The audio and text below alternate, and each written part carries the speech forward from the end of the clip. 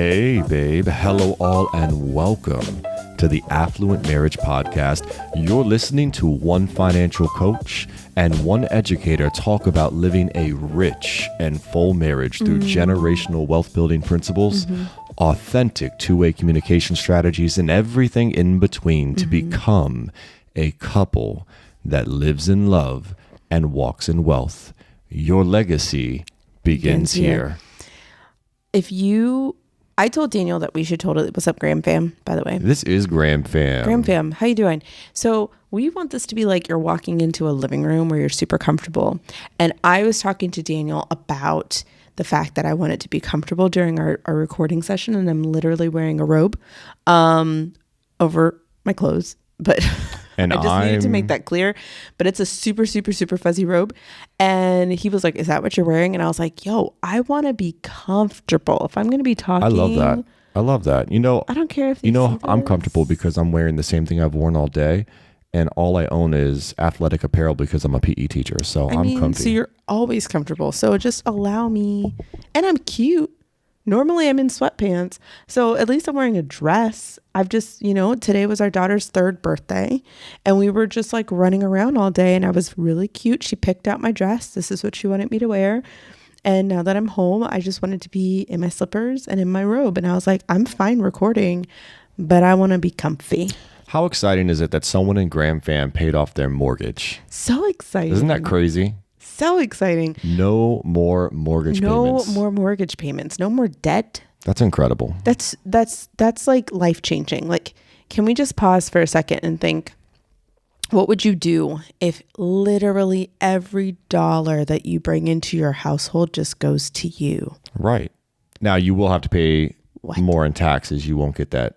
But it doesn't outweigh the return that you're going to get with every single dollar going back into your pocket every month. And regardless, you have control over it. Like every single month, you have a bill that comes to your door that you have to pay towards something. And now you have the choice to be like, I don't want to pay that anymore. And yeah, some of it might be a necessity, like, water, heat or something like that. But you don't have to. You can choose to be like, no, I don't want to. And no one's going to come after you. Like, I don't have a mortgage payment this month. I think I'm just going to use that to go on a cruise. I'm going to do whatever I want. I'm going to use that to go travel. Like, I'm going to use that just to I'm going to invest buy more. Cookie dough. I'm going to buy a cookie dough, or I'm just going to buy whatever you want. Like, I just feel like that's but that's the freedom in it, right? That's the freedom in it. Whatever you want. Once that's really done, what people it's want. done. That's what people want. You want choice, right? And here's the thing. People can argue with you about, financially or economically, what is mathematically the best decision to do. Like, should you truly pay off your mortgage? There's psychology behind this, right? Some people will really focus on the numbers and the data and this, that, and the other. But at the end of the day, like, I think we both agree that there has more to do with the psychology of money than the actual data and the numbers, right? If paying off your home makes you feel good, makes you feel safe, makes you feel secure, makes you feel free, then do it. It makes you feel more apt to being able to invest more because you're like, okay, if this is out of the table or off the table, I can actually focus more on investing. Go for it. Absolutely. You know what I mean? Like, go for it. If you want to, and this is not a knock on anybody, there is a lazy route to being wealthy. And there is obviously harder, like hands-on ways to getting wealthy. That's just facts. And I definitely feel like investing and, just kind of like passively doing that is a lazy and effective way. There's so many people on Instagram where it's called the lazy investor. Like, this is actually a flex. Like, if that's what you want to do and you were like, I want to get there, the passive least resistance where I get to just like walk and know that my money is making money for me. This is it. And I feel like, if paying off your house gives you the ability to say, I don't have to do anything except put money into investments and just chill. You know what? Good on you. Good on you. I feel like I'm a little of both. Like, I want to be the lazy investor where my money's just making money like passively, but I also need to be on my grind. Agreed. You know why? I really like, I want to learn more about dividends in investing because I don't want to necessarily wait until I'm 59 and a half. Like, I don't want to wait until I'm in retirement to take out my money. Like, I want to enjoy my money now as well. Right. So that's the reason why real estate appeals to me, because I can take that money out. I can sell my assets. I can do whatever I want at any time and do whatever I want with it. And I like that freedom. So I like to balance that portfolio, so to speak. So I do like investing, but I also really love the idea of having something that I can have access to the cash. Like right. You miss out on the compound interest over time, but you do get money in your pocket monthly. Right. So speaking of mortgages and all of that, we're making headway on our rental property. Yes. We have been tirelessly painting trim and doors. We've got Hold on. Yes. Daniel has been tirelessly doing well, I trim. wanted to make you sound like you've been a part of this. But I've been watching the kids while you do it. You actually you haven't, because I do this after they go to bed. No, so. When did I do? Yesterday, I kept them at my parents' house all day, so you could do the doors. So all the trim in the main living and doors in the main living area and kitchen have been painted, and the window trims and all that. So all we have left are the kids' room and our master bedroom. Mm-hmm. That's it. And what's happening on May 1st? Yeah, on May 1st, we're just putting a deposit down this week to get our master bathroom remodeled, because we were doing the guest bathroom. If you've been following our journey, we need to kind of create more of a concise place for people to look at that. But we redid our main bathroom, and that one looks great. We did a wonderful job doing the guest bath. Yes. Sorry, the guest bath. We've been doing a lot of DIY renovation, and it's been working out really well. But our master bath is the one we mainly for probably less than $500, correct? Yeah, like we did a really great job with that. We completely redid the vanity, changed out the hardware, changed out the sink, like faucet. Yep. Daniel learned a lot about I removed all the caulking, grout, and all that stuff. And reapplied it. It was really intense. We changed out the hardware in the tub. Yep, sure did. And so then we went to the master bathroom to do that one, which is the main one that we use. And we found rotting. We found wood that was really wet, and we found a lot of stuff that we were like, this is outside of the scope of what we know. So we needed to hire out. So this on Monday, May 1st is when we we start breaking some tiles and we start redoing that bathroom. So it's going to look great. No, we're outsourcing for that. Absolutely. They're going to do that. And I'm going to take pictures and post it on Instagram. I'm really excited though, because it's going to be nice, because that is literally the last thing that we need to have complete. And then we can really start, purchasing things that we want to beautify the home and start taking pictures. Yeah, I think that's you're going to hear a lot more on Instagram about us actually starting to turn this into the rental property. You're going to start hearing about us taking down picture frames and patching holes and painting other walls and staging and taking pictures and looking for our next property that we're going to live in while we rent this out. Gosh, guys. It's exciting that we're 8 weeks away. Yeah. We're going to be in a totally different lens of life. And it's crazy when you are dreaming about this life and dreaming, it's been a long time that we've been dreaming about renting this home out and getting to this next phase. And now that we're actually seeing it being put in fruition, it kind of feels still like a dream almost, because I'm we're planning it, but we'll see. But I mean, it's going to happen. We're doing the thing. We are doing the thing, and I'm so excited. So yay. And it's been an exciting weekend. I'm not going to go too deep into this because we can talk about this on another podcast, but we really have done some vision planning for really our life, our future. And it's been exciting to dream with you this weekend, Kim. Yeah, same. It's been really good. He had a little bit of time on Friday and Saturday, and we had some time to drive by ourselves without kids in the back seat. Gotta love grandparents. Yeah, man. Grandparents. Well, not even that. They were in school, and I had to go pick up my sister. School. Gotta love school, man. And we just talked a lot about okay, what would it take? What do we need to actually bring in? You got to know your numbers, y'all. I can't say it enough. You have to talk about numbers. You have these dreams, goals of doing X, Y, and Z with your grandkids, with your kids, with your life, with whatever. You want to quit school, you want to go to school, you want to whatever. You've got to know your numbers to do all these things. And so, we were just having a really, really amazing conversation about specifically what it would take to be able to say that he could, cut ties with his 9-to-5 and work from home, and how would we continue that income, and how can we make sure that we're preparing ourselves. And it's just been so much fun, and it just feels so much closer than we thought it was. And I think that's just the best. Now, it's so much fun.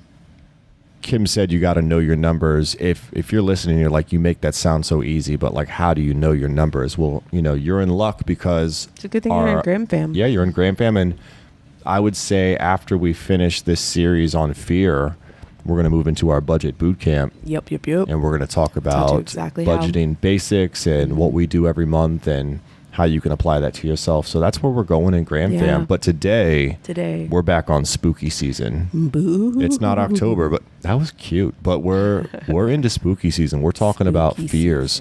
We talked about common fears surrounding communication on our Fun Day, Monday, freebie, podcast episode. But today we're talking about common fears around moolah. That's right. This is so. Good.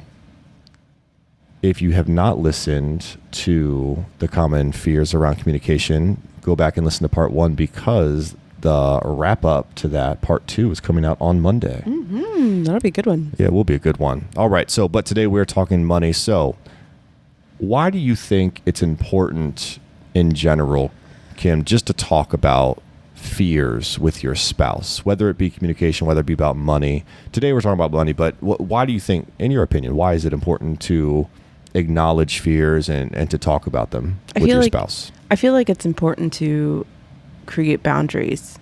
It creates boundaries. If you know the fear, then you know like where to tread lightly when it comes to talking about things around money. If you don't know that your spouse is scared or has fear in reference to making money and that they have a tendency to spend money, and we get to the root of that and we recognize why that's happening. If you don't know the reason why and you don't know that that's a fear, it's going to be hard for us to pinpoint the issue and actually like nip it in the bud and actually work through it.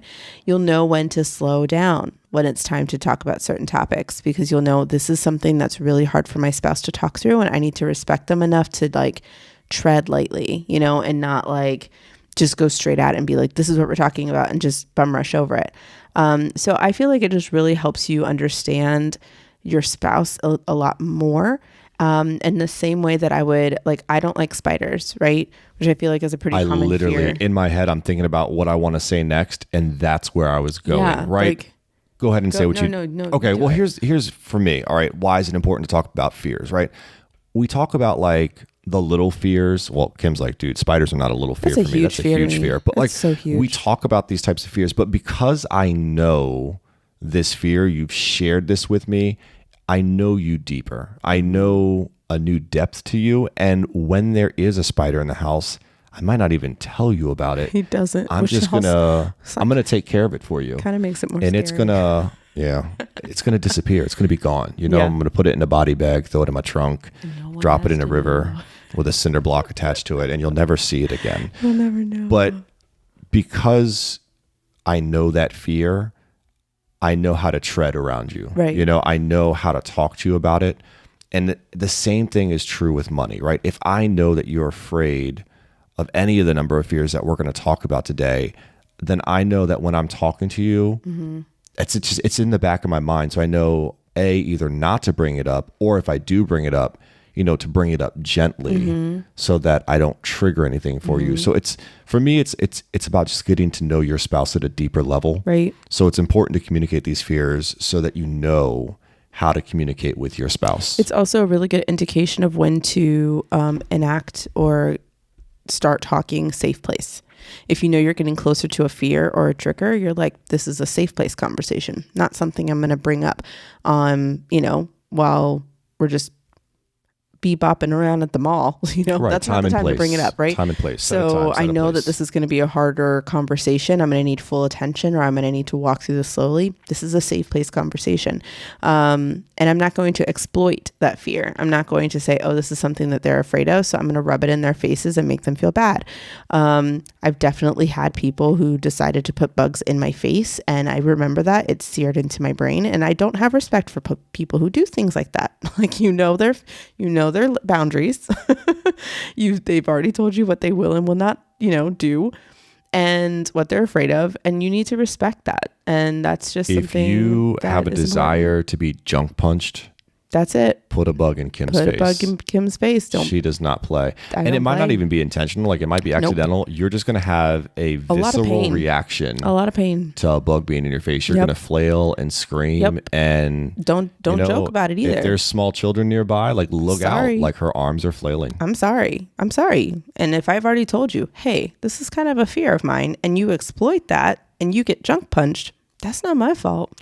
Now, another reason why it's important just to talk about these fears is, and we're going to have an episode on this about how to overcome fears, but it is a way to begin the healing process. Are we going to talk about how to have a healing process? We are going to have healing, right? We're going to have a healing pod. I will say that my kids have been a really good help of me having a little bit more healing with bugs, because I want to protect them, because I know they're scared of bugs. So if I see something, I'm like, okay. I am proud of you, because they have done well. Our oldest recently got a magnifying glass from her classroom, and she's been going outside and exploring bugs and looking at them in the dirt. And Mom, look at it with me. You have. I'm not saying you went over there to the magnifying glass to look at them, but you looked from a distance, which is more than we can say. I did. You have grown. I have grown. So it's important to face your fears, and we'll get into that when we talk about overcoming. All right, I'm going to start us off with a quote here. All right. I feel like this is a pretty good quote, because it does mention a lot of the money fears that we're going to bring up today. So this is a quote from Rich Dad, Poor Dad. Great one. We haven't heard from Rich Dad, Poor Dad in a little bit. Not in a little bit. Robert Kiyosaki, welcome to the conversation. Welcome. The quote is, it's fear that keeps... Why did you said so quickly? It's fear. It's fear. No, because I remember the quote. That's all. I was just reading the quote, and I was like, "This is a good one." It was so meaningful to me. It's fear. It's fear. It's maybe it's just my voice. It could. Maybe that's what it your was. Voice. It's fear that keeps most people working at a job. The fear of not paying their bills. The fear of being fired. The fear of not having enough money. And the fear of starting over. That's the price of studying to learn a profession or trade and then working for money. Most people become a slave to money, and then they get angry at their boss. This quote is so real for me. I am literally living this fear. Not that I would say that I'm afraid, but I will say that I'm at a job, and is it a bad job? No. Am I passionate about this job? No. So I can go into work very easily. I don't go to sleep at night dreading work. I don't wake up, dreading work. He doesn't have the Sunday scaries. No. Is that a thing? Sunday scaries? Yeah, Sunday scaries. I don't have that. I roll into work, I got coworkers that I enjoy for the most part. Not all my coworkers, but I got coworkers that I enjoy for the most part. And, it's a good time. I enjoy physical education, but it's not my passion. It doesn't drive me. It doesn't wake me up every morning. It doesn't, this right here, this podcast and, the public speaking and the book that we're going to write. That dropped some gems there. That drives me. That motivates me. Right. So yeah, like right now I'm stuck in my profession, and it is in a way like being a slave to money. Like I'm literally going to work just to bring home a paycheck. And pay my bills. And I want more than that. Yeah. And I will say, I see this a lot, especially with people who, are in transition of their job going into business, is that they are scared. They're scared of leaving because they're like, this is stability, but it's not really stability, because your mental health is not stable. Like it's stability maybe financially. But then again, you're not really knowing what you're doing with your money financially, but like really at the end of your life, do you really want to just be like, yep, that's all I did. I did this and I wasn't really truly happy. You want to be able to say like, no, I didn't let fear keep me stuck in where I am. Instead, I wholeheartedly went after the thing that I know that it makes my heart so happy. This is literally my heart's passion. And don't get me wrong, right? There's two sides to this coin. It doesn't get, and I'm saying on the other side, and I've been telling Daniel this as we've been having this conversation of leaving the 9-to-5 and like starting, doing your own thing with your business. There is a whole nother realm of things that happen when you have your own business and you're working on your own terms, because there's a whole another set of fears that you have to overcome. Even though there is freedom, you really have to be careful, because I do see a lot of people go into business and they are able to overcome that fear of like, okay, I'm going to go do something for myself. But then when they do it for themselves, they still they become a slave to their job. They become a slave to their business. Their business has now become another job. They are pushing for the next sale. They are pushing for the next person they're bringing into their pipeline. They're pushing for, I have to do this because I have to make that paycheck. If I don't make that paycheck, I can't pay that bill. If I can't pay that bill. And then they go down this big, huge spiral.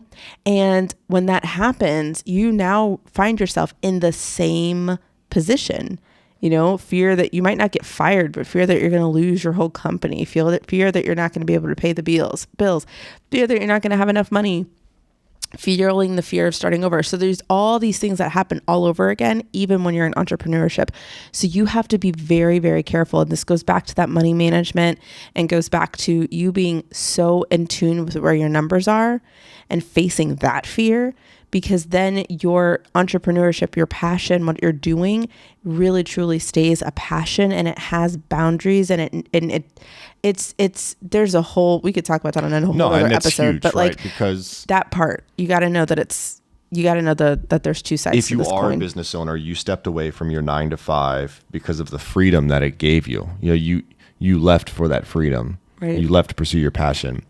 But if you're throwing yourself at your new business to the extent that you've described, mm-hmm. you are doing your own business. So you might still be driven by passion, but one of the reasons why you left might have been to have more time in your day or to spend more time with your family. And mm-hmm. if you're not doing that, then it's, you start to question like, well, why did you start your own business? Right. I mean, yes, you do have the passion, but you're missing out on the thing that you left for. So you got to always bring it in, set those boundaries. So Robert Kiyosaki said, one of the fears was not having enough money to pay bills and expenses. I guess for me, I have to ask, like, if this is a fear for you, the listener, Graham fam, I really need you to probe that fear and figure out, where is it coming from? Mm-hmm. Why is that a fear for you? Is it because this is something that you have dealt with before in the past? Like, has there been a moment in your life where you were unable to pay for the bills mm-hmm. and the expenses at the end of the month? Mm-hmm. Did you overdraft? Did you have to go to credit cards? Is it something that you experienced in your childhood? Maybe your family had arguments, mm-hmm. Between your mom and your dad or whoever, or they outwardly said that they couldn't pay the bills or they got to go work a second job. Like, what is this coming from? Right. And that's really something that you have to, like you said, probing. It could take time for you to really dive deep into, why is this such a fear when I know that there's money in the bank account, but yet I still have this fear that there's not enough there. And how can I satiate that fear by saying like, okay, no. Like, let me reprocess that or reframe that as, like reaffirming that I have more than enough, right? So when I think we talked about that in another episode, like the things that you say to yourself are so powerful. So you have to reconnect or reaffirm that fear, not affirm the fear, the positive that you do have more than enough, if that's the case for you. But regardless, like if that is a fear for you or your spouse, you really do have to have that conversation. Where is this coming up, and how can we make sure that it's different for us? Right. Like, your fears are rational and they're valid. They come from somewhere, right? Mm-hmm. I know this is dumb, but like, I have fears of like bears and snakes, mm-hmm. right? But if I ask myself, where did that come from? When I lived in Oregon, I wasn't afraid of bears and snakes. I probably loved them. Mm-hmm. If I saw them, I probably would think they were the coolest thing. It wasn't until I lived in Arkansas in the backwoods, surrounded by woods in my little like trailer home or whatever it was.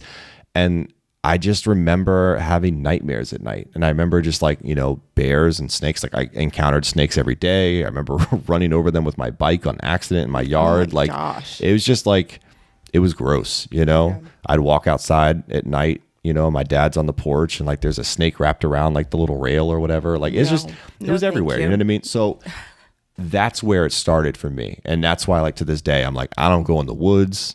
I don't go to the country. Like, if you want a vacation and do hiking and stuff, good for you. Go do it. That's not me. He's not joking either. And I married a woman who also does not enjoy the woods. That was, one of my deal breakers. Had you been a hiker, I might have passed up on you. I don't know. It would have been a big no. Yeah, and he's not joking either. If you have snakes at your house, he's going to be like, thank you, but no. So you need to identify your fear. You need to know where it's coming from to help you with the healing process. So if you're afraid that you're not able to pay the bills at the end of the month, like if that's your fear, then you need to think to yourself, where is that coming from? But also, how can we alleviate this? You need to start actually, you say this all the time, you need to know your numbers. You need to check your expenses, right?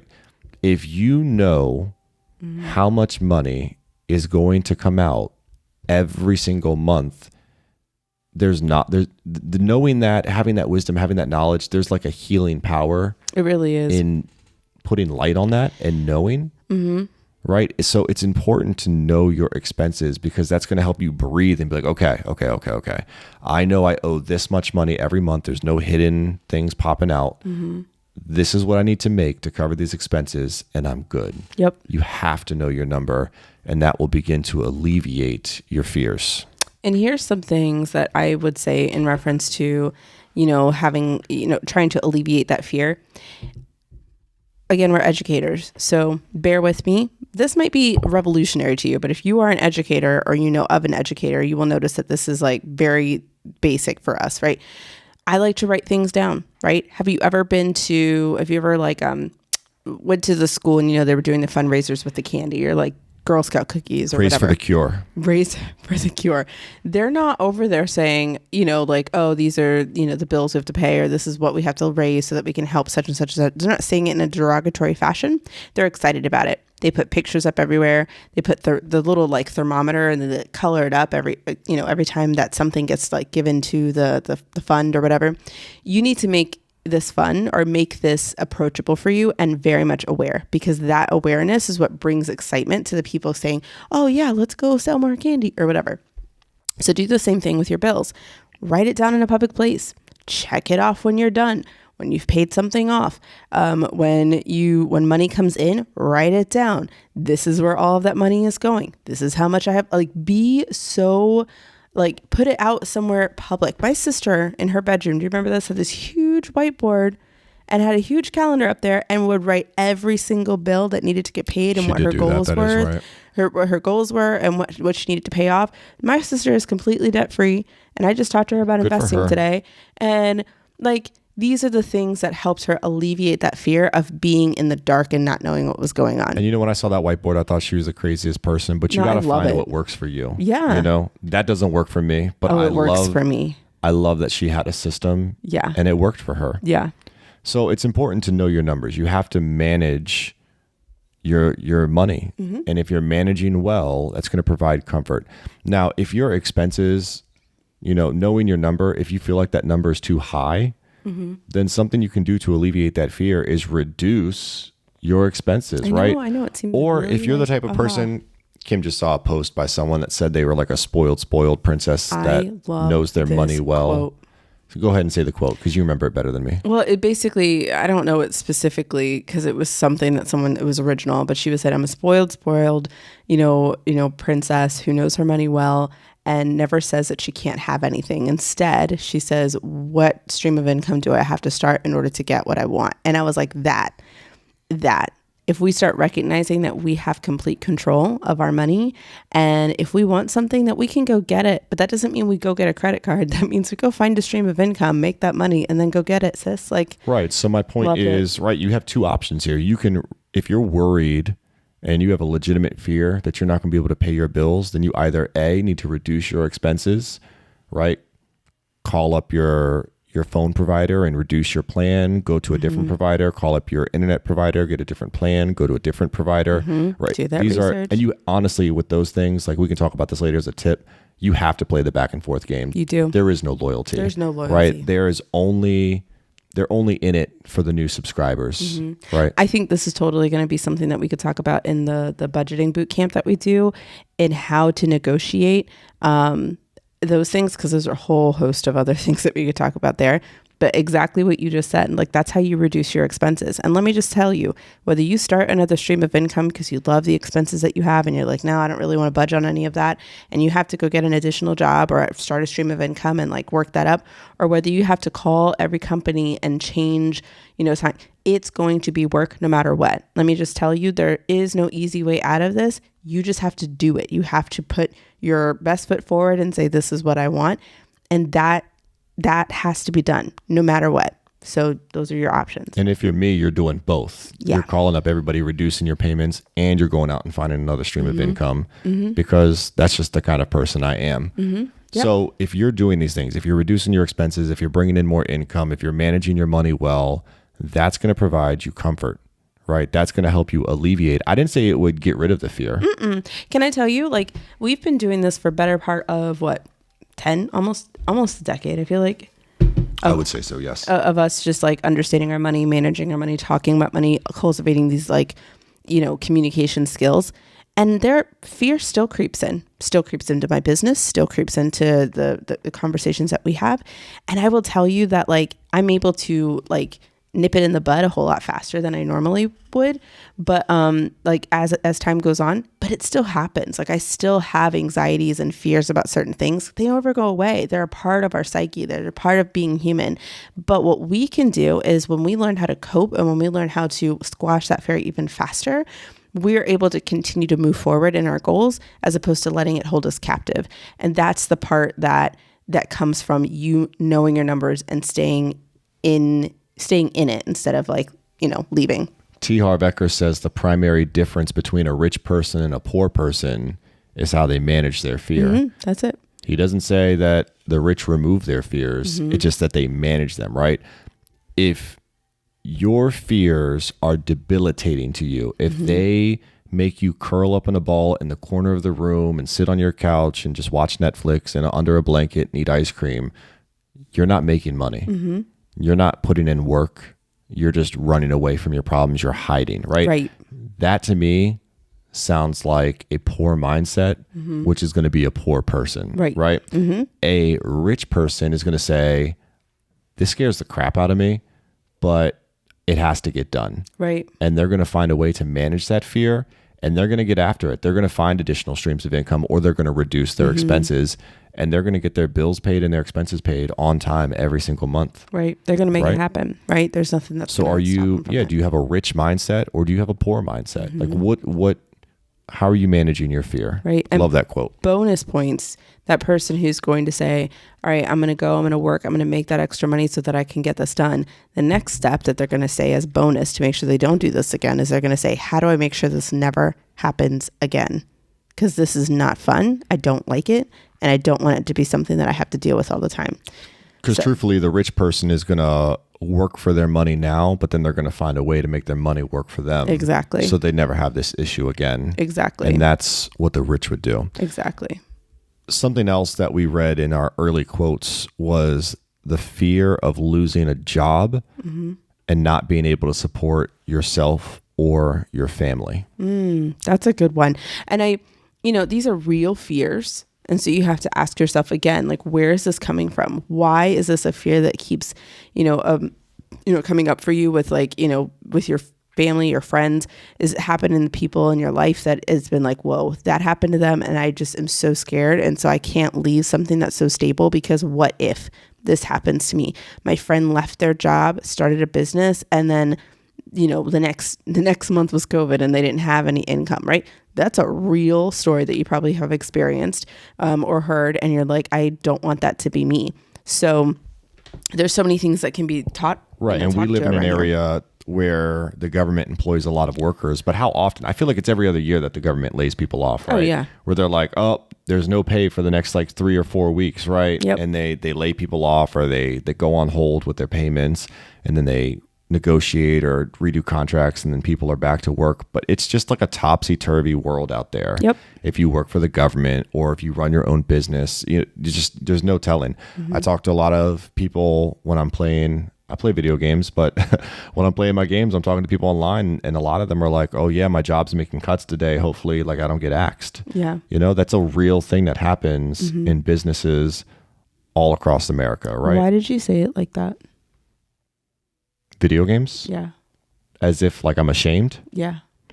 I just have this feeling that when people hear about like making wealth and they hear something like video games, they see them as like the antithesis of making wealth. Like I think that's you're dumb. playing games like a child. No.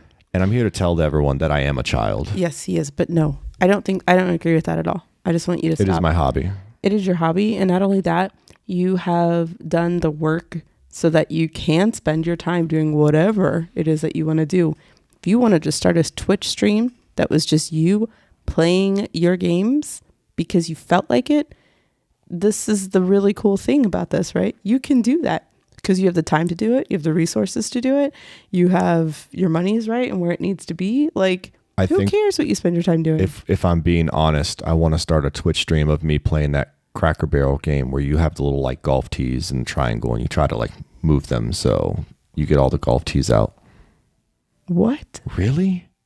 When you go to Cracker Barrel, there's that little I know what game you're referring to. Yeah, man. But there's a game. Oh no, there's not an actual video game. I'm just saying. That's what I was saying. I was going to stream myself playing that. That's what the what was for. I was like, what? Yes. There's a game on that. But anyway, so don't do that to yourself because I don't care. You play as many games as you want. You said it. Where is this fear coming from? Like that you're going to lose your job? Like, is your job that kind that like people are getting cut constantly? Is your job one that's secure? Like me as an educator, like I'm not going anywhere. In fact, I look around, there's empty classrooms. Like there's a need for educators. But I'm not telling you to rush into education. In fact, I tell my children and I tell my wife, like if my daughter's ever like, man, dad was a teacher, mom was a teacher, I want to be like them. Nope. Please don't do it. I don't recommend it until there's changes. Right? There's so many changes that need to make in the government. We could talk about this on a whole nother podcast. But what I would say is that like education is not bad. Period. Okay. Your passion to help children in the world and help children learn and be better human beings, not bad at all. I love that passion. I want you to cultivate that passion, but I will tell you that you're not while working a different job. While working a different job. If that's your second job and that's what you choose to do, if you want to tutor do it up. But let me go get $100,000 in student loan debt and then go make 30 to 40K a year. No, that's not smart. You can't. No, thank you. You can barely pay your bills, let alone your student loan payment. No, that's called a volunteer. But there's this thing where if I work in Title I or if I work in any city for like however many years, then they'll pay off my student loans. You know what? They won't. They will find any way possible to not give you that money back. Yep. I've heard story after story after story where people called, and number one, it takes forever to get through. Yep. But when they finally did get through, they're like, oh, well, we found this little like loophole that you broke in the contract and so we actually can't do that unless you do X, Y, Z. Or like that, that ended like 3 years ago. We actually don't do that anymore. Like there's just a lot going on there. Like we went off on a tangent here. So all that to say actually comes back to my point. So it's all good. The government, you cannot expect the government to have your back. I just need you to know they don't care about you. Okay. And I'm not saying that to be, they don't care about you. That's just, it is what it is. They are a business. They are in it for themselves. That's just the way it is. So if you are expecting your job to take care of you, if you're like, oh my gosh, I am without a job for whatever, you let me go. They're not going to take care of you. They're not. And the ones that do, they might give you a little bit of like severance or whatever. Like that's nice. But like, is that really going to be enough? Are you going to really like risk it for the idea that maybe they'll give you something? No. So what I tell people to do is to take control. If that is a fear that is a part of your brain, a fear that is a part of your psyche where you're like, oh my gosh, this could happen to me and I don't even know what I would do. Make a plan and solve it then. Make a plan and say, this is how much I would love to have in order to make sure that I don't have that fear anymore. So every time that fear creeps up again, I can say, oh wait, I got that taken care of. You know what I mean? That's what you have to do to alleviate these fears instead of letting them linger. The more that you just continue to feed them with all of the excuses of why you can't start, the more that fear is going to get bigger. But as soon as you create a plan, you shut up the fear. And the fear has no way to be like, oh, this is happening. You have to say, oh no, here are facts as to why that doesn't scare me anymore. I'm going to change your words a little bit here because I want to make my therapist proud. You said take control. I'm going to flip it to just say, what can you manage? Yes. So we said, where's it coming from, right? Who's been laid off, or what's going on that this is a fear for you? But I need you to think about what people, if you know people, what did they do when they were put in that position, right? Take note of the people around you who have been laid off, or who have been fired, or who have lost their job. And there's two ways you can look at it, right? You can say, what did they do well? Or you can say, what did they not do well, right? Yeah. I did this growing up. All right. Anytime my brothers made a mistake and they got in trouble, I took note of it. Yeah. And I was like, I'm not doing that. I saw how that worked out for them. No way. Yo, same. Yeah. Yeah. Our siblings are just my sister. Well, I think, crazy. Okay, here's something that's important, I think, for viewers to, or, listeners to understand. We're both the babies of the family. And I think that really, like, I don't know. I have to see, if you're a baby of the family, are you the person that kind of like saw what your siblings did and then we're like, I'm going to do the opposite of what you just did? I don't think it always works out that way. A lot of the stuff that you see is like the firstborn is usually like the one that's most put together. And then like the middle child or the baby are like the crazy ones. Yeah. I don't know. We're just a rare. We're just weird. My sister's 7 years older than I am, and she went through a lot of life growing up.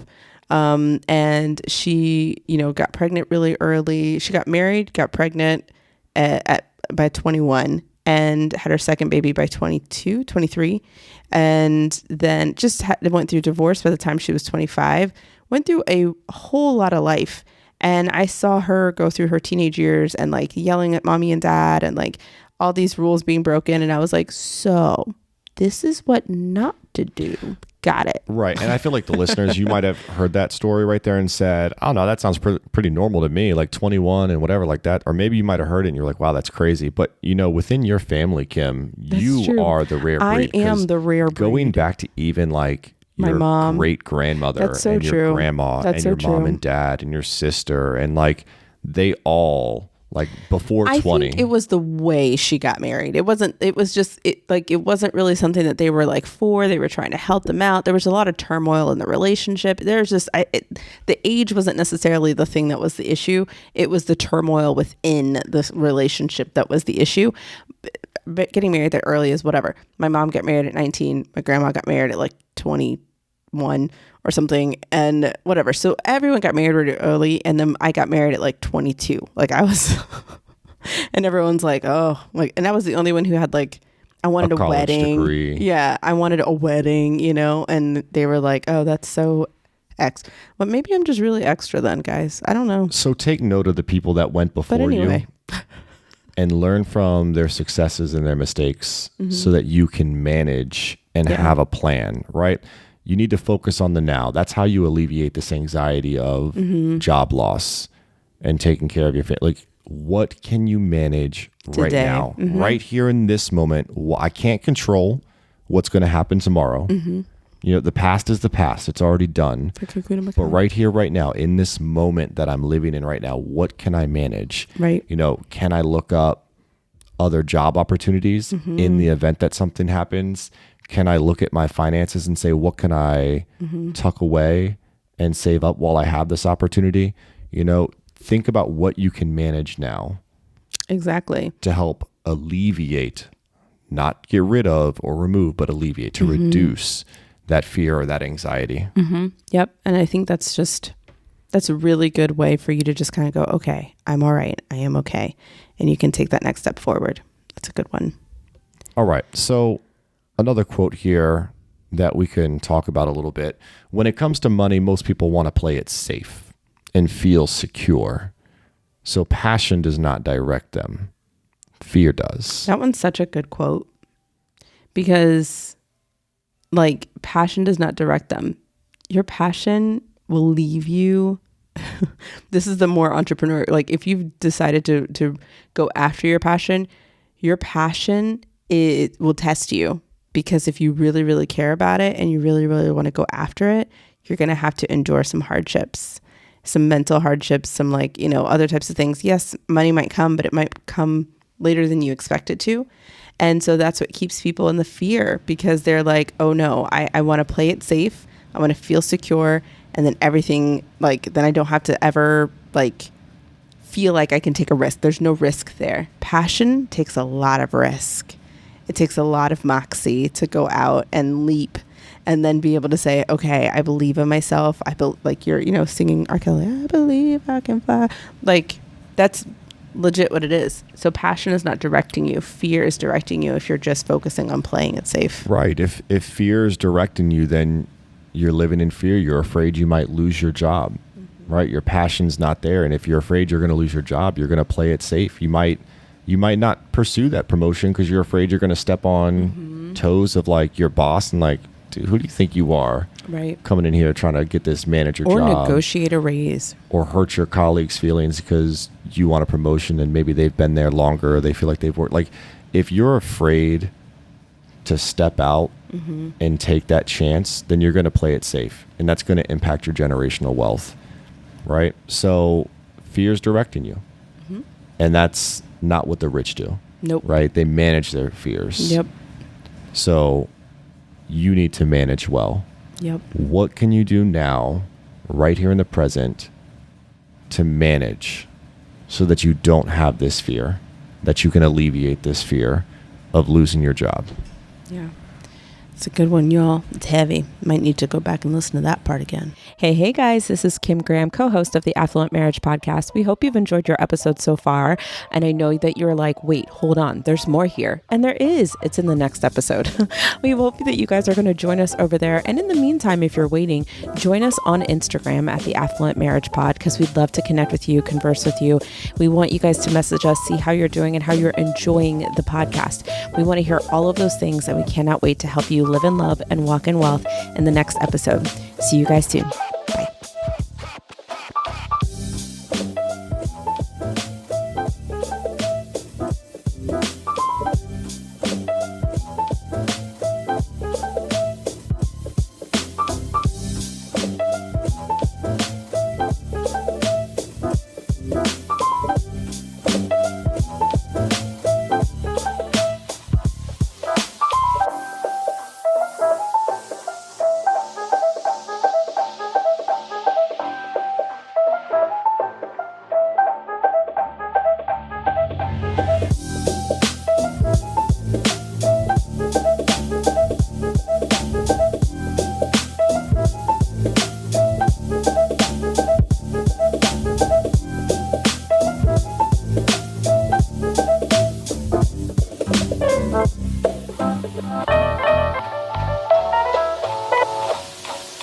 Bye.